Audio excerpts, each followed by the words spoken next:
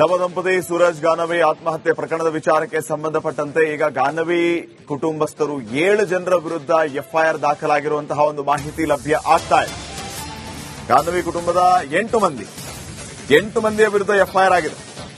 ಸೂರಜ್ ಕುಟುಂಬಸ್ಥರ ದೂರಿನ ಅನ್ವಯ ಈ ಎಫ್ಐಆರ್ ಆಗಿರುವಂತದ್ದು. ರಾಧಾ, ಮಹಾದೇವ್, ಅಭಿಷೇಕ್, ಅಭಿಲಾಷ್, ರುಕ್ಮಿಣಿ, ಶಶಿಕುಮಾರ್, ಗಗನ್, ಬಾಬು, ಕಾರ್ತಿಕ್ ಮೇಲೆ ಎಫ್ಐಆರ್ ಆಗಿರೋದು.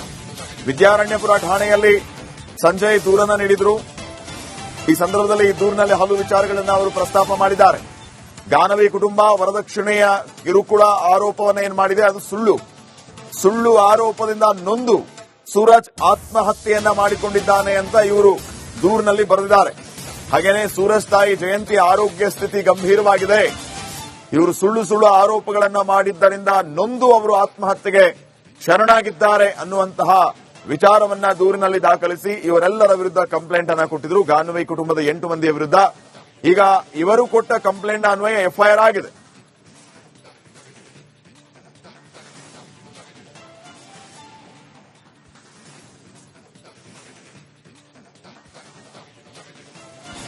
ಇನ್ನ ಗಾನವಿ ಪ್ರೀತಿಯ ವಿಚಾರವನ್ನ ಮುಚ್ಚಿಟ್ಟು ಇವರು ಮದುವೆ ಮಾಡಿದ್ದಾರೆ ಅನ್ನುವಂತಹ ಆರೋಪವನ್ನ ಕೂಡ ಇದೇ ಸಂದರ್ಭದಲ್ಲಿ ಅವರು ಮಾಡಿದ್ದಾರೆ. ಗಾನವಿ ಪ್ರೀತಿ ವಿಚಾರ ಮುಚ್ಚಿಟ್ಟು ಮದುವೆಯನ್ನ ಮಾಡಿರೋ ಆರೋಪ. ಹನಿಮೂನ್ನಲ್ಲಿ ಗಾನವಿ ಲವ್ ಮ್ಯಾಟರ್ ರಿವೀಲ್ ಆಗಿದೆ. ಗಾನವಿ ಹರ್ಷ ಎಂಬಾತನ ಜೊತೆಗೆ ಪ್ರೀತಿ ಮಾಡ್ತಾ ಇದ್ದ ಆರೋಪ ಕೇಳಿ ಬಂದಿದೆ. ಪ್ರೀತಿ ವಿಚಾರವನ್ನ ತಿಳಿದು ಹನಿಮೂನ್ನಿಂದ ಅರ್ಧಕ್ಕೆ ವಾಪಸ್ ಆಗಿದ್ದಾರೆ. ಮಾನಹಾನಿ ಮಾಡಿದ್ದ ಕಾರಣ ಸೂರಜ್ ಆತ್ಮಹತ್ಯೆಗೆ ಶರಣು. ಇದು ಕಂಪ್ಲೇಂಟ್ನಲ್ಲಿ ಪ್ರಸ್ತಾಪವಾಗಿರುವ ವಿಚಾರಗಳು. ಸಂಜಯ್ ಅನ್ನುವಂಥವ್ರು ಈಗ ಕಂಪ್ಲೇಂಟ್ ಕೊಟ್ಟಿದ್ರು ವಿದ್ಯಾರಣ್ಯಪುರ ಠಾಣೆಯಲ್ಲಿ. ಆ ದೂರಿನ ಅನ್ವಯ 8 ಮಂದಿ ವಿರುದ್ಧ ಎಫ್ಐಆರ್ ಆಗಿದೆ.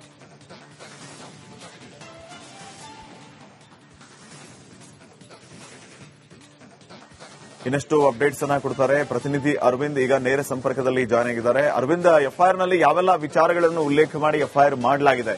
ಗಾನವಿ ಕುಟುಂಬಸ್ಥರ ವಿರುದ್ಧ ಎಫ್ಐಆರ್ ಆಗಿರುವಂತದ್ದು. ಈಗ ಗಾನವಿ ಕುಟುಂಬಸ್ಥರು ಈ ಬಗ್ಗೆ ಏನ್ ಹೇಳ್ತಾರೆ, ಏನೆಲ್ಲ ಅಪ್ಡೇಟ್ಸ್ ಕೊಡ್ತೀರಿ?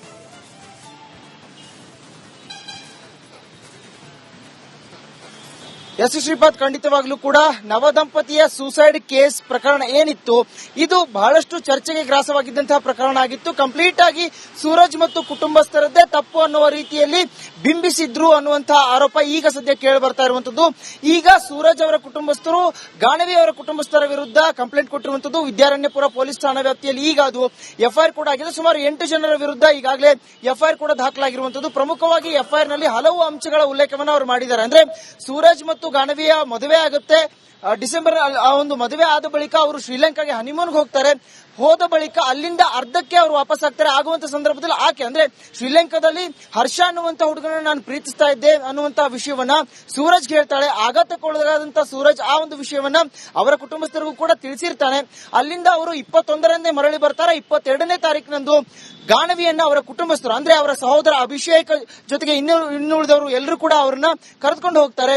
ಮತ್ತೆ ಒಂದು ವಾರದ ಬಳಿಕ ಆಕೆಯನ್ನ ತಂದು ನಿಮ್ಮ ಮನೆಗೆ ಬಿಡ್ತೀವಿ ಅಂತ ಹೇಳಿದಂತಹ ಆ ಕುಟುಂಬಸ್ಥರು ಅದಾದ ಬಳಿಕ ಆಕೆ 24ರಂದು ಆತ್ಮಹತ್ಯೆ ಮಾಡಿಕೊಂಡಿದ್ದಾರೆ. ಜೊತೆಗೆ ಆಕೆ ಆರೋಪ ಮಾಡಿರುವಂತದ್ದು ಸೂರಜ್ ನಪುಂಸಕ. ಮತ್ತೊಂದು ಭಾಗದಲ್ಲಿ ಸೂರಜ್ ಅವರ ತಾಯಿ ಜಯಂತಿ ಅವರು ವರದಕ್ಷಿಣೆಗಾಗಿ ಕಿರುಕುಳವನ್ನು ಕೊಡ್ತಾ ಇದ್ದಾರೆ ಅನ್ನುವಂಥದ್ದನ್ನ ಆಕೆ ಹೇಳಿದ್ಲು ಅನ್ನುವಂತಹ ಹಂತದಲ್ಲಿ ಎಫ್ಐಆರ್ ಕೂಡ ಮಾಡಿಸಿರ್ತಾರೆ. ಸೂರಜ್ ಹಾಗೆ ಜಯಂತಿ ಈ ಒಂದು ವಿಷಯವನ್ನು ಕೇಳಿ ಆಘಾತಕ್ಕೊಳಗಾಗಿ ಸೋಲೆಗಾವ್ನಲ್ಲಿ ಆತ್ಮಹತ್ಯೆಗೆ ಯತ್ನಿಸುತ್ತಾರೆ. ಸದ್ಯ ಈಗ ಸೂರಜ್ ಅವರ ತಾಯಿ ಕೂಡ ಚಿಂತಾಜನಕ ಸ್ಥಿತಿಯಲ್ಲಿರುವಂತದ್ದು. ಅವ್ರಿಗೂ ಕೂಡ ಚಿಕಿತ್ಸೆ ಮುಂದುವರಿತಾ ಇದೆ ಒಂದು ಭಾಗದಲ್ಲಾದ್ರೆ, ಮತ್ತೊಂದು ಭಾಗದಲ್ಲಿ ಸೂರಜ್ ಪ್ರಾಣ ಕೂಡ ಹೋಗಿರುವಂತದ್ದು. ಆತ ಇದೇ ಒಂದು ವಿಷಯಕ್ಕೆ ತನ್ನ ಮಾನಹಾನಿಯಾಗಿದೆ ಅನ್ನುವಂತ ವಿಷಯಕ್ಕೆ ಆತ ಆತ್ಮಹತ್ಯೆ ಮಾಡಿಕೊಂಡಿರುವಂತದ್ದು. ಆತನ ಸಾವು ಕೂಡ ಆಗಿರುವಂತದ್ದು ಒಂದು ಭಾಗದಲ್ಲಾದ್ರೆ. ಈ ರೀತಿಯಾಗಿ ಒಂದು ಡೈವರ್ಟೇಷನ್ಗಳು ಈ ಒಂದು ಕೇಸ್ನಲ್ಲಿ ಕಂಡು ಬಂದಿದ್ದು. ಸದ್ಯ ಈಗ ಆ ನಿಟ್ಟಿನಲ್ಲಿ ಈ ಹಿಂದೆ ಏನಾದ್ರೂ ಹರ್ಷ ಅನ್ನುವಂತಹ ಯುವಕರನ್ನ ಗಾನವಿ ಪ್ರೀತಿ ಮಾಡಿದ್ಲ, ಲವ್ ಸ್ಟೋರಿ ಇತ್ತ ಅನ್ನುವ ಬಗ್ಗೆ ತನಿಖೆ ಕೂಡ ನಡೀತಾ ಇರುವಂತದ್ದು. ಆ ಒಂದು ಹಂತದಲ್ಲಿ ಈಗಾಗಲೇ ವಿದ್ಯಾರಣ್ಯಪುರ ಪೊಲೀಸ್ ಠಾಣಾ ವ್ಯಾಪ್ತಿಯಲ್ಲಿ ಸುಮಾರು 8 ಜನರ ವಿರುದ್ಧ ಎಫ್ಐಆರ್ ಕೂಡ ದಾಖಲಾಗಿದೆ. ಒಂದು ಕಡೆ ಈ ಒಂದು ಪ್ರಕರಣವನ್ನ ರಾಮಮೂರ್ತಿ ನಗರ ಪೊಲೀಸರು, ವಿದ್ಯಾರಣ್ಯಪುರ ಪೊಲೀಸರು ಹಾಗೆ ಅಲ್ಲಿ ಅಂದ್ರೆ ಜಯಂತಿಯವರು ಆತ್ಮಹತ್ಯೆಗೆ ಯತ್ನ ಮಾಡಿರುವಂತಹ ಸೋನೆಗಾಂವ್ ಠಾಣಾ ವ್ಯಾಪ್ತಿಯಲ್ಲಿನ ಸಿಬ್ಬಂದಿಗಳು ಅವರು ಕೂಡ ಈ ಒಂದು ಕೇಸ್ಗೆ ಸಂಬಂಧಪಟ್ಟಂತೆ ತನಿಖೆಯನ್ನ ಮಾಡ್ತಾ ಇರುವಂತದ್ದು. ಒಟ್ಟಾರೆಯಾಗಿ ಗಾನವಿ ಏನಾದ್ರೂ ಲೆಟರ್ ನಲ್ಲಿ ಅಥವಾ ಡೆತ್ ನೋಟ್ ಅಲ್ಲಿ ಅಥವಾ ಯಾವ್ದಾದ್ರು ವಾಟ್ಸ್ಆಪ್ ಚಾಟ್ ಗಳಲ್ಲಿ ಆಕೆಯ ಲವ್ ಸ್ಟೋರಿ ಬಗೆಗೆ ಹೇಳಿದ್ಲ, ಜೊತೆಗೆ ಈ ಮದುವೆಯನ್ನ ಒತ್ತಾಯ ಪೂರ್ವಕವಾಗಿ ಮಾಡಿದ್ದಾರೆ ಅನ್ನುವಂಥದ್ದನ್ನ ಏನಾದ್ರೂ ತಿಳಿಸಿದ್ಲ ಅನ್ನೋ ಬಗೆಗೆ ತನಿಖೆ ಕೂಡ ಮುಂದುವರೆದಿದೆ. Shripad. Okay, thank you Arvind. ನವದಂಪತಿ ಸೂರಜ್ ಗಾನವಿ ಆತ್ಮಹತ್ಯೆ ಪ್ರಕರಣದ ವಿಚಾರಕ್ಕೆ ಸಂಬಂಧಪಟ್ಟಂತೆ ಈಗ ಗಾನವಿ ಕುಟುಂಬಸ್ಥರು 7 ಜನರ ವಿರುದ್ಧ ಎಫ್ಐಆರ್ ದಾಖಲಾಗಿರುವಂತಹ ಒಂದು ಮಾಹಿತಿ ಲಭ್ಯ ಆಗ್ತಾ ಇದೆ. ಗಾನವಿ ಕುಟುಂಬದ 8 ಮಂದಿಯ ವಿರುದ್ಧ ಎಫ್ಐಆರ್ ಆಗಿದೆ. ಸೂರಜ್ ಕುಟುಂಬಸ್ಥರ ದೂರಿನ ಅನ್ವಯ ಈ ಎಫ್ಐಆರ್ ಆಗಿರುವಂತದ್ದು. ರಾಧಾ, ಮಹಾದೇವ್, ಅಭಿಷೇಕ್, ಅಭಿಲಾಷ್, ರುಕ್ಮಿಣಿ, ಶಶಿಕುಮಾರ್, ಗಗನ್, ಬಾಬು, ಕಾರ್ತಿಕ್ ಮೇಲೆ ಎಫ್ಐಆರ್ ಆಗಿರೋದು. ವಿದ್ಯಾರಣ್ಯಪುರ ಠಾಣೆಯಲ್ಲಿ ಸಂಜಯ್ ದೂರನ್ನು ನೀಡಿದ್ರು. ಈ ಸಂದರ್ಭದಲ್ಲಿ ಈ ದೂರಿನಲ್ಲಿ ಹಲವು ವಿಚಾರಗಳನ್ನು ಅವರು ಪ್ರಸ್ತಾಪ ಮಾಡಿದ್ದಾರೆ. ಗಾನವಿ ಕುಟುಂಬ ವರದಕ್ಷಿಣೆಯ ಕಿರುಕುಳ ಆರೋಪವನ್ನು ಏನು ಮಾಡಿದೆ ಅದು ಸುಳ್ಳು ಆರೋಪದಿಂದ ನೊಂದು ಸೂರಜ್ ಆತ್ಮಹತ್ಯೆಯನ್ನ ಮಾಡಿಕೊಂಡಿದ್ದಾನೆ ಅಂತ ಇವರು ದೂರಿನಲ್ಲಿ ಬರೆದಿದ್ದಾರೆ. ಹಾಗೇನೆ ಸೂರಜ್ ತಾಯಿ ಜಯಂತಿ ಆರೋಗ್ಯ ಸ್ಥಿತಿ ಗಂಭೀರವಾಗಿದೆ. ಇವರು ಸುಳ್ಳು ಆರೋಪಗಳನ್ನ ಮಾಡಿದ್ದರಿಂದ ನೊಂದು ಅವರು ಆತ್ಮಹತ್ಯೆಗೆ ಶರಣಾಗಿದ್ದಾರೆ ಅನ್ನುವಂತಹ ವಿಚಾರವನ್ನ ದೂರಿನಲ್ಲಿ ದಾಖಲಿಸಿ ಇವರೆಲ್ಲರ ವಿರುದ್ಧ ಕಂಪ್ಲೇಂಟ್ ಅನ್ನ ಕೊಟ್ಟಿದ್ರು. ಗಾನವಿ ಕುಟುಂಬದ 8 ಮಂದಿಯ ವಿರುದ್ಧ ಈಗ ಇವರು ಕೊಟ್ಟ ಕಂಪ್ಲೇಂಟ್ ಅನ್ವಯ ಎಫ್ಐಆರ್ ಆಗಿದೆ.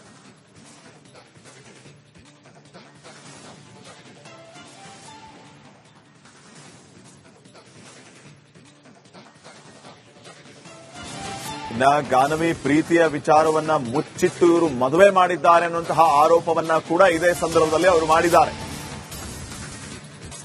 ಗಾನವಿ ಪ್ರೀತಿ ವಿಚಾರ ಮುಚ್ಚಿಟ್ಟು ಮದುವೆಯನ್ನ ಮಾಡಿರುವ ಆರೋಪ.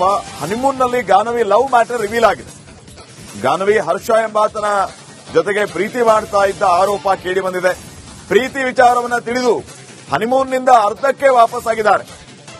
ಮಾನಹಾನಿ ಮಾಡಿದ ಕಾರಣ ಸೂರಜ್ ಆತ್ಮಹತ್ಯೆಗೆ ಶರಣು. ಇದು ಕಂಪ್ಲೇಂಟ್ನಲ್ಲಿ ಪ್ರಸ್ತಾಪವಾಗಿರುವ ವಿಚಾರಗಳು. ಸಂಜಯ್ ಅನ್ನುವಂಥವ್ರು ಈಗ ಕಂಪ್ಲೇಂಟ್ ಕೊಟ್ಟಿದ್ರು ವಿದ್ಯಾರಣ್ಯಪುರ ಠಾಣೆಯಲ್ಲಿ. ಆ ದೂರಿನ ಅನ್ವಯ 8 ಮಂದಿ ವಿರುದ್ಧ ಎಫ್ಐಆರ್ ಆಗಿದೆ.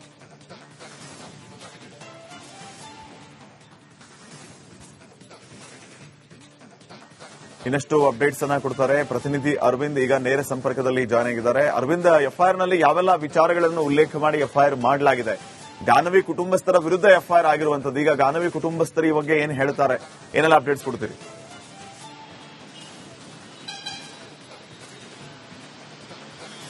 ಎಸ್ ಶ್ರೀಪಾದ್, ಖಂಡಿತವಾಗ್ಲೂ ಕೂಡ ನವದಂಪತಿಯ ಸೂಸೈಡ್ ಕೇಸ್ ಪ್ರಕರಣ ಏನಿತ್ತು ಇದು ಬಹಳಷ್ಟು ಚರ್ಚೆಗೆ ಗ್ರಾಸವಾಗಿದ್ದಂತಹ ಪ್ರಕರಣ ಆಗಿತ್ತು. ಕಂಪ್ಲೀಟ್ ಆಗಿ ಸೂರಜ್ ಮತ್ತು ಕುಟುಂಬಸ್ಥರದ್ದೇ ತಪ್ಪು ಅನ್ನುವ ರೀತಿಯಲ್ಲಿ ಬಿಂಬಿಸಿದ್ರು ಅನ್ನುವಂತಹ ಆರೋಪ ಈಗ ಸದ್ಯ ಕೇಳಿ ಬರ್ತಾ ಇರುವಂತದ್ದು.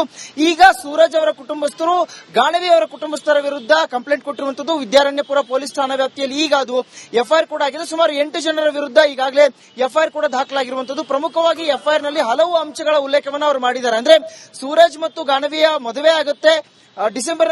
ಆ ಒಂದು ಮದುವೆ ಆದ ಬಳಿಕ ಅವರು ಶ್ರೀಲಂಕಾಗೆ ಹನಿಮೂನ್ಗೆ ಹೋಗ್ತಾರೆ. ಹೋದ ಬಳಿಕ ಅಲ್ಲಿಂದ ಅರ್ಧಕ್ಕೆ ಅವರು ವಾಪಸ್ ಆಗ್ತಾರೆ. ಆಗುವಂತ ಸಂದರ್ಭದಲ್ಲಿ ಆಕೆ ಅಂದ್ರೆ ಶ್ರೀಲಂಕಾದಲ್ಲಿ ಹರ್ಷ ಅನ್ನುವಂತ ಹುಡುಗನ ನಾನು ಪ್ರೀತಿಸ್ತಾ ಇದ್ದೆ ಅನ್ನುವಂತಹ ವಿಷಯವನ್ನ ಸೂರಜ್ ಹೇಳ್ತಾಳೆ. ಆಘಾತಕ್ಕೊಳಗಾದಂತಹ ಸೂರಜ್ ಆ ಒಂದು ವಿಷಯವನ್ನ ಅವರ ಕುಟುಂಬಸ್ಥರಿಗೂ ಕೂಡ ತಿಳಿಸಿರ್ತಾನೆ. ಅಲ್ಲಿಂದ ಅವರು 21ರಂದೇ ಮರಳಿ ಬರ್ತಾರೆ. 22ನೇ ತಾರೀಕಿನಂದು ಗಾನವಿಯನ್ನ ಅವರ ಕುಟುಂಬಸ್ಥರು ಅಂದ್ರೆ ಅವರ ಸಹೋದರ ಅಭಿಷೇಕ್ ಜೊತೆಗೆ ಇನ್ನುಳಿದವರು ಎಲ್ಲರೂ ಕೂಡ ಅವರನ್ನ ಕರೆದುಕೊಂಡು ಹೋಗ್ತಾರೆ.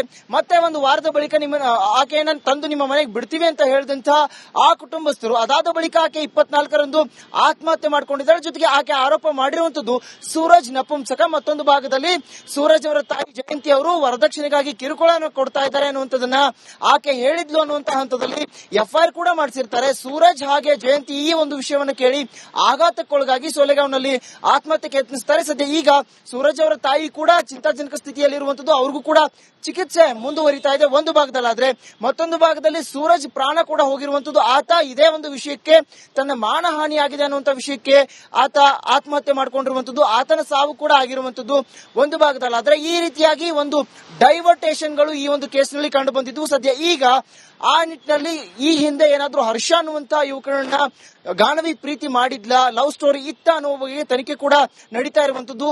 ಆ ಒಂದು ಹಂತದಲ್ಲಿ ಈಗಾಗಲೇ ವಿದ್ಯಾರಣ್ಯಪುರ ಪೊಲೀಸ್ ಠಾಣಾ ವ್ಯಾಪ್ತಿಯಲ್ಲಿ ಸುಮಾರು 8 ಜನರ ವಿರುದ್ಧ ಎಫ್ಐಆರ್ ಕೂಡ ದಾಖಲಾಗಿದೆ. ಒಂದು ಕಡೆ ಈ ಒಂದು ಪ್ರಕರಣವನ್ನ ರಾಮಮೂರ್ತಿ ನಗರ ಪೊಲೀಸರು, ವಿದ್ಯಾರಣ್ಯಪುರ ಪೊಲೀಸರು ಹಾಗೆ ಅಲ್ಲಿ ಅಂದ್ರೆ ಜಯಂತಿಯವರು ಆತ್ಮಹತ್ಯೆಗೆ ಯತ್ನ ಮಾಡಿರುವಂತಹ ಸೋನೆಗಾಂವ್ ಠಾಣಾ ವ್ಯಾಪ್ತಿಯಲ್ಲಿನ ಸಿಬ್ಬಂದಿಗಳು ಅವರು ಕೂಡ ಈ ಒಂದು ಕೇಸ್ಗೆ ಸಂಬಂಧಪಟ್ಟಂತೆ ತನಿಖೆಯನ್ನ ಮಾಡ್ತಾ ಇರುವಂತದ್ದು. ಒಟ್ಟಾರೆಯಾಗಿ ಗಾನವಿ ಏನಾದ್ರೂ ಲೆಟರ್ ನಲ್ಲಿ ಅಥವಾ ಡೆತ್ ನೋಟ್ ಅಲ್ಲಿ ಅಥವಾ ಯಾವ್ದಾದ್ರು ವಾಟ್ಸ್ಆಪ್ ಚಾಟ್ ಗಳಲ್ಲಿ ಆಕೆಯ ಲವ್ ಸ್ಟೋರಿ ಬಗೆಗೆ ಹೇಳಿದ್ಲ, ಜೊತೆಗೆ ಈ ಮದುವೆಯನ್ನ ಒತ್ತಾಯಪೂರ್ವಕವಾಗಿ ಮಾಡಿದ್ದಾರೆ ಅನ್ನುವಂಥದ್ದನ್ನ ಏನಾದ್ರೂ ತಿಳಿಸಿದ್ಲ ಅನ್ನೋ ಬಗೆಗೆ ತನಿಖೆ ಕೂಡ ಮುಂದುವರೆದಿದೆ. Shripad. Okay, thank you Arvind.